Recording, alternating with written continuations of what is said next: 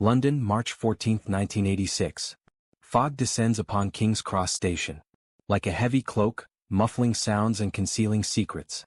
The underground tunnels echo with the distant rumble of trains that seem to whisper warning. In the midst of this labyrinth of concrete and steel, a man walks alone through the service corridors, wearing the impeccable uniform of a British railway inspector. But something about him doesn't quite add up. The way he observes every detail. How he memorizes each exit. How he moves with the precision of someone playing chess while everyone thinks he's just checking the tracks. Who is this man hiding under the false identity of an ordinary worker? And more importantly, why did one of Mossad's most lethal agents choose this particular underground labyrinth in the heart of London to carry out a clandestine operation that could never officially exist? The answer lies buried in the shadows of an invisible war where secret operations determine the fate of thousands without anyone knowing. You like this kind of story based on true events, full of espionage, secret operations, and mysteries like this video so it reaches more people? Your interaction greatly helps the channel grow because what happened that night at King's Cross changed the course of European security forever. In the following scenes you will discover who David Karam was, the ghost behind the uniform, and Tariq al-Masri, the whisper that coordinated the terror. We will delve into the explosive context of the 1980s when London became a battleground for Black September and Israeli intelligence. We will follow every step of Operation Caesarea, which almost spiraled out of control, revealing how MI5 reacted when it realized that British sovereignty had been violated. And in the end, you will understand why the legacy of this mission remains hidden beneath London's main railway station where counterterrorism found its most silent neutralization. In history, David Karam was born in Haifa in 1944, the son of Holocaust survivors who carried with them stories of escape, improvised codes and false identities that saved their lives. Growing up, hearing these narratives shaped in David an early and sharp perception. Survival depended not only on brute force but on cunning, timing, and the ability to become invisible when necessary. From childhood he learned that the world was a dangerous chessboard where the clever survived and the naive perished. At 18, he joined the Israel Defense Forces, where his linguistic and cultural skills immediately caught the attention of recruiters. In 1968 he was invited to something much bigger, Israeli intelligence, where he would become a key figure in Mossad. David's ideological formation didn't come from books or political speeches, but from the vivid memory of the Holocaust that his family carried like an open scar. He grew up with the unwavering conviction that Israel could never again be caught off guard, that every threat needed to be neutralized before it materialized. It wasn't a thirst for violence that drove him but a profound moral imperative. Protecting the innocent meant eliminating the guilty before they acted. In the early wars of the State of Israel he saw friends die, villages attacked, buses explode. Each terrorist attack reinforced his belief that preemptive action was not optional, was essential. And it was this philosophy that led him to the Caesarea unit, the most secretive and lethal arm of Mossad. In Caesarea, David specialized in something few could execute: silent neutralization operations that left no trace. His method was simple and devastatingly precise. Anonymous approach in complex urban environments. Precise strangulation without witnesses. Discreet retreat before anyone realized what had happened. No shots to alert the police. No explosions to make headlines. No witnesses who could compromise future covert operations. David operated in Beirut in 1973, neutralizing members of Black September, in Paris in 1977, eliminating a logistics coordinator responsible for attacks on European subway, and in Rome. In 1982, dismantling PLO satellite cells that were planning attacks fluent in Arabic, English and French. He possessed a rare talent, cultural mimicry that allowed deep infiltration into any environment. But behind the operational coldness lay a devastating contradiction. During a tense interrogation in Beirut in 1973, David looked into the eyes of a prisoner linked to Black September and asked something that would echo in his mind for decades. How many children would your explosives kill? This phrase revealed the moral core that still pulsed beneath the agent's mask. Years later, when his niece Maya was killed in an attack claimed by Black September, something within him definitively broke. From that day on, each mission carried an unbearable personal weight. He was a cold man in the field, executing orders, with surgical precision but consumed by shadows when alone, questioning whether each neutralization truly saved lives or merely fueled an endless cycle of revenge. David Karam wasn't just an order taker. He was a survivor trying to ensure others didn't have to suffer what his family had. And it was precisely this combination of technical skill and personal motivation that made him the perfect choice for the riskiest mission of his career, infiltrating the King's Cross underground station and neutralizing the man known as the Whisperer.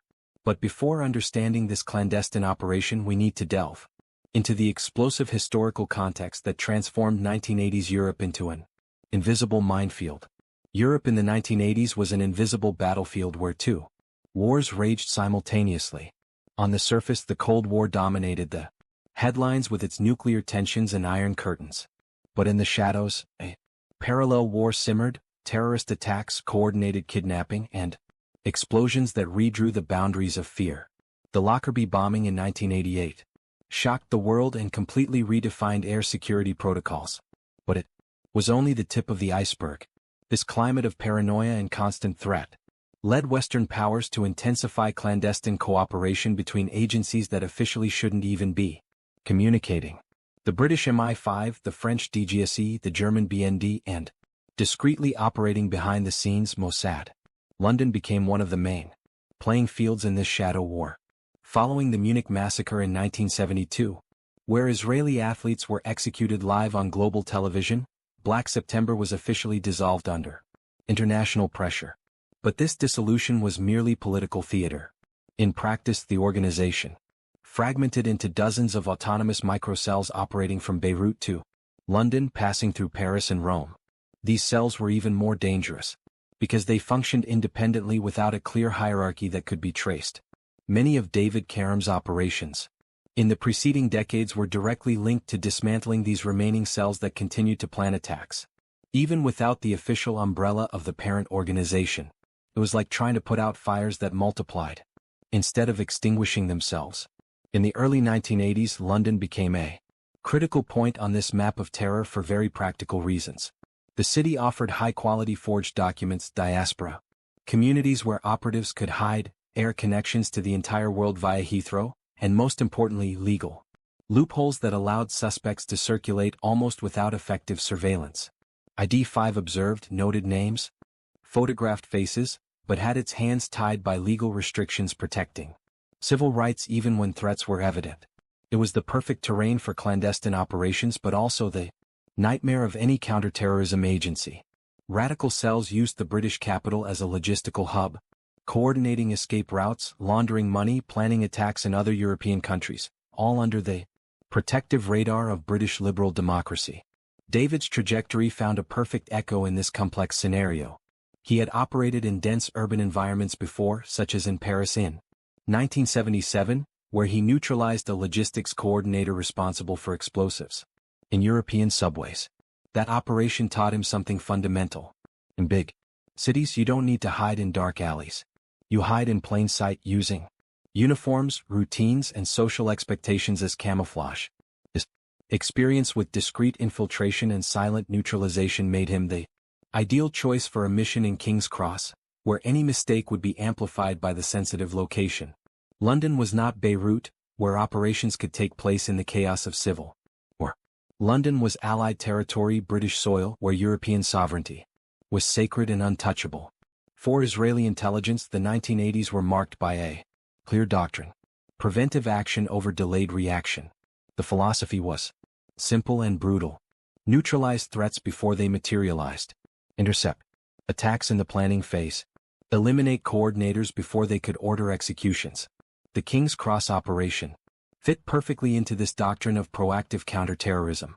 But there was a gigantic difference. Beirut accepted violence as part of the routine. London did not. Any clandestine operation on British soil that was discovered could generate a devastating diplomatic crisis between Israel and the United Kingdom, jeopardizing years of intelligence cooperation. The risk was extremely high. But the threat that Tariq al-Masri represented seemed to justify the danger. The question was, how far was Mossad willing to go to protect potential lives, even if it meant violating the sovereignty of an ally? The target had a name, a face, and a history. Tariq al-Masri, a 38-year-old Lebanese man, educated at European universities, fluent in Arabic, English, and French with the appearance of a university professor and a ghost resume. He wasn't the man who pulled triggers or carried explosives. Tariq was something far more valuable and dangerous. The logistical architect of Black September's operations in Europe. He coordinated post-attack escape routes, provided impeccable forged documents, managed safe houses, and established extraction points in key cities. Without him, entire cells were paralyzed, unable to execute complex attacks because they had no way to escape afterward. There had been previous attempts to capture him alive for interrogation, especially in Paris in 1984, but Tariq had a supernatural talent for disappearing at the exact moment, leaving behind only an empty leather briefcase and false trails that led nowhere.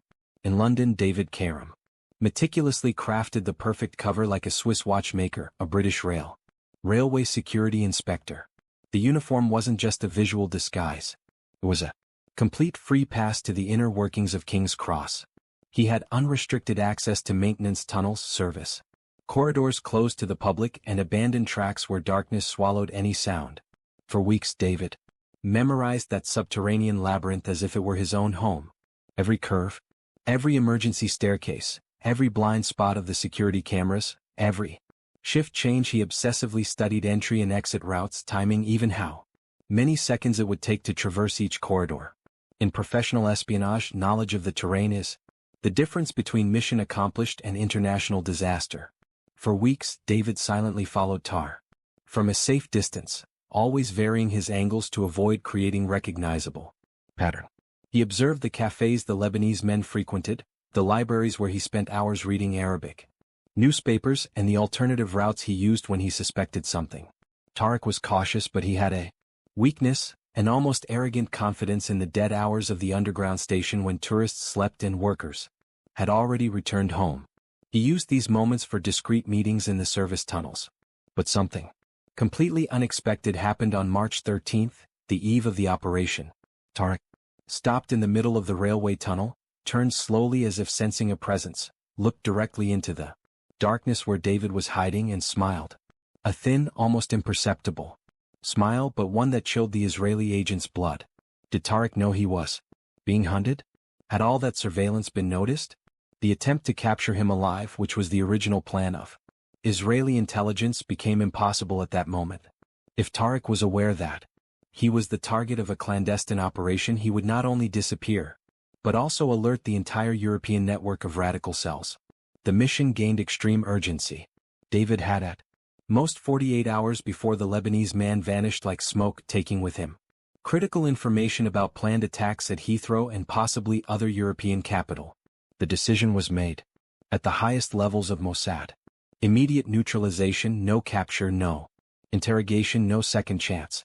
David spent the next 48 hours rehearsing each movement with surgical precision. Silent approach from behind, quick strangulation using a rope technique, concealment of the body, removal without leaving forensic evidence. He mentally repeated this process about 200 times, visualizing every second, every gesture, every possible unforeseen event. Psychological preparation was as important as technique. David needed to be completely cold, without hesitation, without humanizing the target. But at the same time, he carried questions he couldn't silence. What if Tar really knew of his presence and had set a trap? What if there were accomplices waiting in the shadows? What if the operation was discovered by MI5 before execution? Each of these possibilities could transform a counterterrorism mission into an international diplomatic crisis. But preventive action didn't allow for the luxury of paralysis by analysis. The night of March 14, 1986, everything would converge on that underground tunnel in King's Cross, where two men would meet in a silent duel that no one should ever witness. March 14, 1986, at 9:52 p.m., Tariq Al-Masri entered the King's Cross service tracks, exactly where David Karam had been waiting, motionless in the darkness, for 3 hours. The subterranean mist rose from the damp tracks, creating an almost theatrical scene, as if the labyrinth itself conspired to conceal what was about to happen. The muffled sound of distant trains echoed off the concrete walls, masking any noise of footsteps or rapid breathing. David was positioned exactly 7 m away, hidden behind a support column with the rope already prepared in his gloved hands. He controlled his breathing with the discipline of years of training, waiting for the exact moment when Tar would be vulnerable. When the Lebanese man passed within a meter, turning his back to the column, David moved like a silent shadow, approaching through the blind spots of peripheral vision. But Tar spoke before being attacked, and his words froze, time for an eternal second. Shalom. David, in perfect Hebrew, with an accent that revealed a deep familiarity with the language. The voice was calm, almost friendly, as if he were greeting an old acquaintance instead of facing his executioner. David stopped less than 50 centimeters from the target's neck, processing the impossible. Tar not only knew he was being hunted, but he knew the hunter's real name. The Lebanese man turned slowly without making any sudden movements and took an aged photograph from the inside pocket of his coat. It was David next to his niece Maya, taken years before at a birthday party that should have been a private and protected moment. Tar smiled again, that same thin smile he had displayed the day before, and revealed something devastating. It had accomplices with orders to divulge David Karam's real identity. He didn't return alive that night. The false identity would fall. The agent would be burned. Years of clandestine operations would be compromised.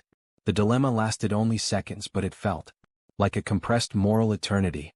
David could believe the threat and abort the mission, letting Tar escape with information about possible attacks on Hythrow, or he could consider it a last-minute psychological bluff, a desperate attempt at emotional manipulation to buy time. The photo of Maya weighed like lead on his conscience. But the memory of his niece, killed in a Black September attack, weighed even more heavily. In 3 seconds of impossible decision, David executed the silent chokehold with the brutal precision of someone who had trained 200 times, rope around the neck, controlled pressure on the carotid arteries, loss of consciousness in 8 seconds, death in 45. Tarek tried to resist in the first moments, but his body collapsed like dead weight in the Israeli agent's arms. David dragged the body to an abandoned wagon on the maintenance tracks, hid it under tarpaulins, and retrieved the leather briefcase the Lebanese man was carrying. Inside, he found detailed maps of Heathrow with escape routes marked, and 3 code names that could belong to operatives of more important radical cells. Was Tarek telling the truth about the threat? Or was it just another layer of psychological manipulation in a deadly game of espionage? David would never know, and that doubt would haunt him for the next few years of his life. Within the remaining radical cells of Black September scattered across Europe, Tariq al-Masri was treated as a silent martyr whose disappearance carried heavy symbolism. Rumors circulated in Beirut, cafes, Paris mosques, and clandestine apartments in Rome: internal betrayal, infiltrated espionage, foreign executions sponsored by Western powers. No one knew for sure what had happened, but everyone felt the void left by the man who coordinated the most efficient terrorist logistics in Europe. Without Tariq, escape routes collapsed. False documents didn't arrive in time. Safe houses were abandoned out of paranoia. Some cells planned immediate revenge, but without the logistical architect, they couldn't even leave their countries of origin undetected. Mourning was mixed with fear. If they got Tar, who would be next? The sense of invincibility that fueled these secret operations evaporated along with the Lebanese man's body. British public opinion never learned what really happened that night at King's Cross. No news leaked to newspapers, no sensationalist headlines about executions on British soil, no televised debate about violated European sovereignty. The case was silenced with frightening efficiency before it even reached the ears of the press. The body was registered in police files simply as Lebanese citizen found in suspicious circumstances, without any mention of terrorist connections or foreign intelligence operation.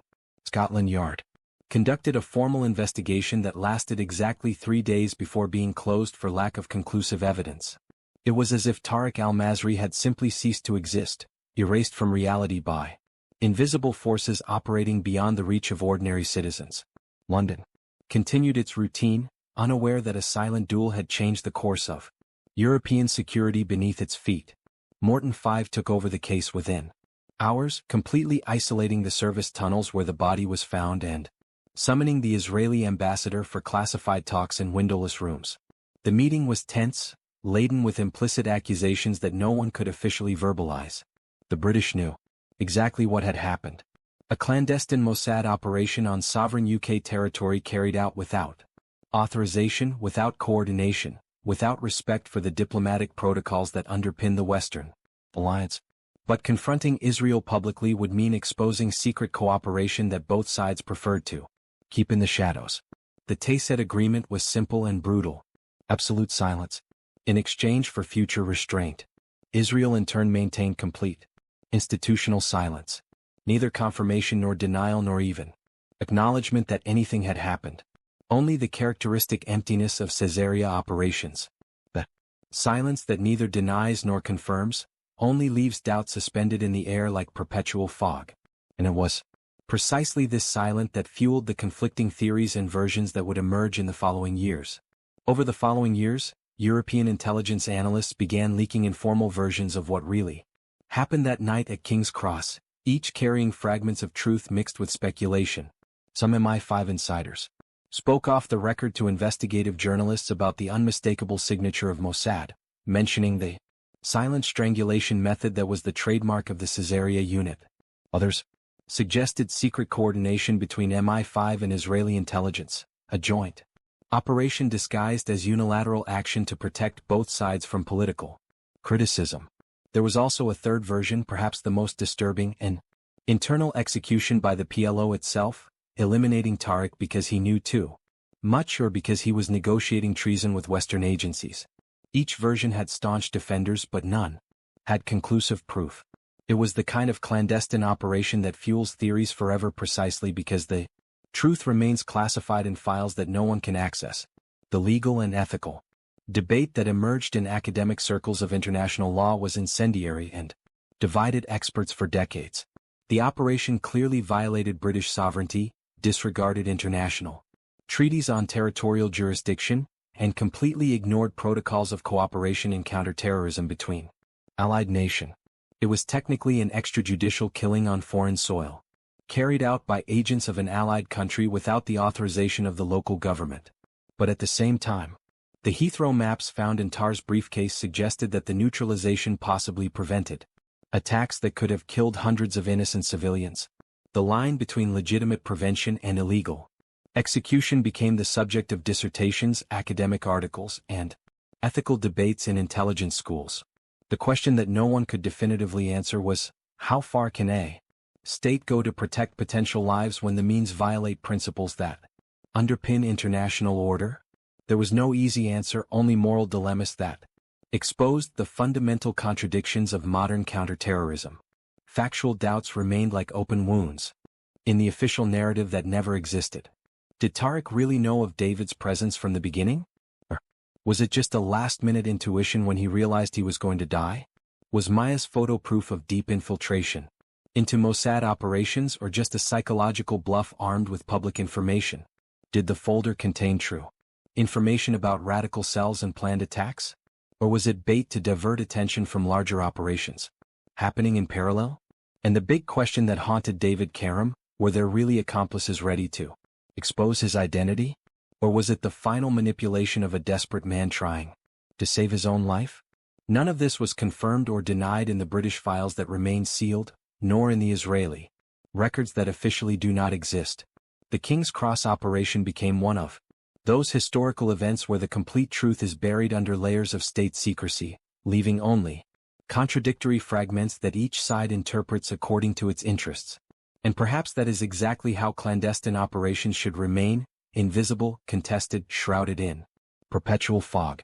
The immediate tactical effects of neutralizing Tariq al-Masri were devastating for European terrorist logistics in a way that even Mossad itself could not have fully foreseen. The following weeks, radical Black September cells operating in London, Paris, and Rome simply froze their activities out of sheer paranoia. Meticulously planned escape routes became useless without the architect who coordinated them. False documents no longer reached the operatives. Safe houses were hastily abandoned. Contacts were cut off for fear of infiltration. Attacks that were in advanced stages of planning had to be cancelled because no one could guarantee safe extraction.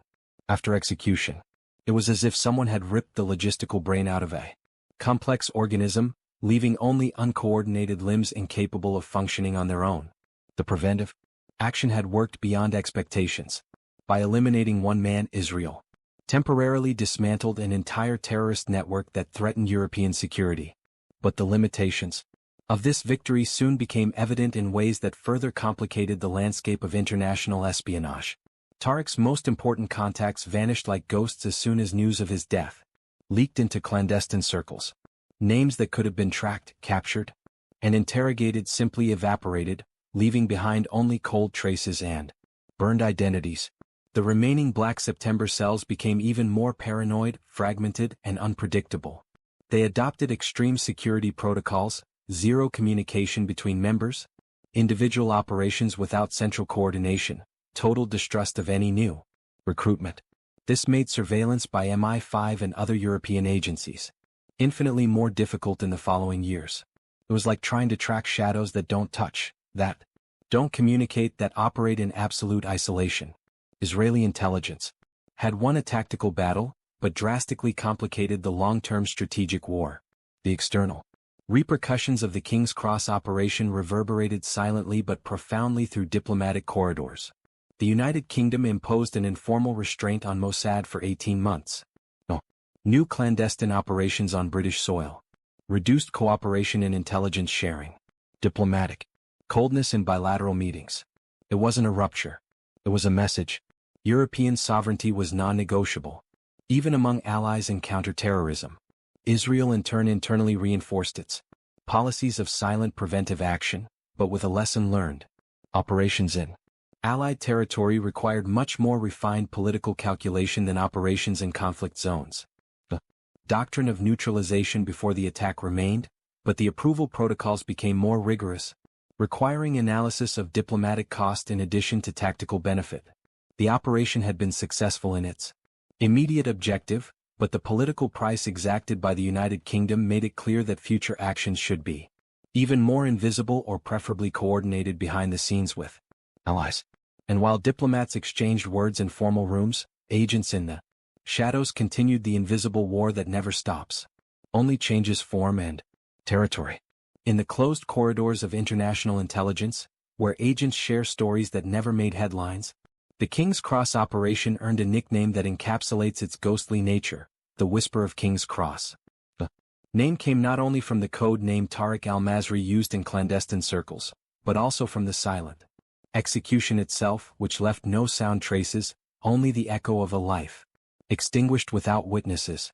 The operation became a mandatory case study in intelligence schools in Israel, the United States, and even some European countries that would officially never admit to using similar tactic. What they studied was not only the impeccable technique of infiltration and neutralization, but mainly the impossible ethical decisions that David Karam faced. To believe Tariq's threat and abort the mission, or to execute knowing that he might be falling into psychological manipulation, was the kind of moral dilemma that has no right answer, only irreversible consequences that the operative carries forever. The medium and long-term effects of neutralizing TAR spread through European terrorist logistics like concentric waves of a silent impact radical cells. Took years to re-establish safe escape routes in Europe, and when they finally succeeded, they never regained the efficiency and coordination they had under the Lebanese logistical command. ITHO remained protected from major attacks throughout the following decade, possibly because the plans found in the briefcase were neutralized before they could materialize. Other European airports intensified security measures, inspired by the intelligence discovered that night. But there was an invisible cost. The paranoia instilled in the cells caused them to fragment so much that even counterterrorism agencies lost the ability to predict future actions. It was more difficult to track isolated shadow cells than hierarchical organizations.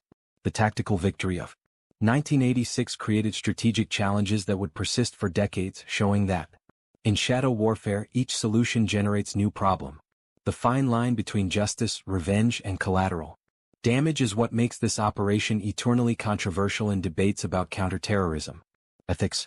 David Combs saved lives without anyone ever knowing how many or who those people were. Families not torn apart by bombs at Heathrow will never know they owe their lives to a man who strangled another in a railway tunnel. But at the same time, David carried the crushing weight of a decision that possibly cost him his own identity. Tariq was telling the truth about the accomplices. The Israeli agent signed his death warrant by carrying out the mission. The doubt that haunted him for years was devastating. Did he really save innocents? Or did he merely fuel an endless cycle of violence where each neutralization generates 10 new enemies? Would Tar, if captured alive, have revealed 3 bigger names that could dismantle the entire European network? These unanswered questions transformed David from a cold executioner into a tormented survivor, showing that in clandestine operations, even the victorious carry invisible scars. And it is precisely this moral ambiguity that makes real espionage something far more complex and disturbing than any action movie can capture. What really happened beneath the King's Cross underground labyrinth changed the landscape of European security in ways that only counterterrorism experts can fully assess today. The neutralization of Tariq al-Masri was not just the elimination of a Black September logistics coordinator. It was a silent message to all radical cells operating on European soil. There is no safe haven. No amount of diplomatic protection is sufficient. There is no place where preemptive action cannot reach. But the most profound change didn't happen in intelligence reports or statistics on attacks prevented. It happened within a man operating in the shadows who discovered that every tactical victory exacts a devastating psychological price. David entered that tunnel as a trained agent executing a mission. He emerged as a survivor carrying questions that would never find definitive answers. The operation was effective by any objective metric of success in counterterrorism. It neutralized an immediate threat, dismantled terrorist logistics, and possibly saved hundreds of innocent lives who will never know how close they were to tragedy. The Heathrow maps found in Tar's briefcase confirmed that something big was being planned, something that could have repeated the horror of Lockerbie on British soil. But this effectiveness came at a price that doesn't appear in official reports. It cost David a piece of himself that he would never recover. The photo of Maya that Tariq showed in his last seconds of life. The threat about accomplices who would reveal his identity. The impossibility of knowing whether he executed a bluff or the truth. All of this eroded the moral certainty that sustained the agent. He went from a convinced executive to a tormented questioner, proving that tactical victories can generate existential defeats. In the invisible wars that take place beneath train stations, in European cafes and underground tunnels, no one emerges unscathed when the dust finally settles. There are no completely evil villains nor completely pure heroes. Only survivors trying to understand the impossible choices they made when every second counted and hesitation meant death. David Karam saved lives at the cost of carrying eternal doubts. Tariq al-Masri coordinated terror but died siawing psychological uncertainty that would haunt his executioner for decades. And somewhere between these two men, between the need for preemptive action and the moral cost of violence, lies the uncomfortable truth about real espionage. It's not glamorous. Doesn't have an epic soundtrack. It doesn't offer easy answers, just impossible decisions made by people who live in the shadows and carry secrets they can never share, not even with themselves. So after learning this true story of espionage, clandestine operations, and impossible decisions made in the shadows, the question remains, what would you do in David Karam's place in that underground tunnel? Would you carry out the mission knowing you might be falling into a psychological trap? Or would you abort everything and let a terrorist coordinator escape with plans for attacks that could kill hundreds? There is no easy answer. And that's precisely why these true stories are infinitely more fascinating than any fiction. They force us to confront moral dilemmas we would prefer to ignore, revealing that the world of intelligence has no perfect heroes, only survivors carrying the weight of choices that change the course of history without anyone knowing. The great lesson from the King's Cross operation goes far beyond infiltration tactics or silent neutralization techniques. True knowledge lies in understanding that preventive actions, however effective, always exact a price that doesn't appear in official reports. David saved lives but lost pieces of himself in the process. And this contradiction perfectly defines modern counterterrorism.